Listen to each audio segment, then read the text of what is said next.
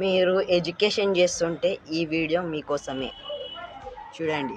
ఇప్పుడు ఐఐటీఏ తీసుకుంటే 15 లక్షల మంది రాస్తారు, లేకపోతే 20 లక్షల మంది రాస్తారు.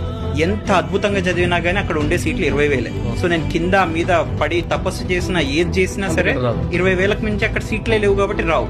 సో అంటే ఇప్పుడు మిగిలిన వాళ్ళందరూ ఫెయిల్యూర్స్ అనా? ఇప్పుడు నిజంగా IIT all India first rank వచ్చినోడే టాలెంటెడ్ అయితే మరి సత్య నాదెల్లా ఆయన ఐఐటీకి వెళ్ళారా? లేదు. అగైన్ సుందర్ పిచ్చా ఐఐటీకి వెళ్ళి ఉండొచ్చు, బట్ ఆయన ఏమన్నా ఆల్ ఇండియా ఫస్ట్ ర్యాంకా? లేకపోతే కంప్యూటర్ సైన్స్లో చదివారా? కాదు.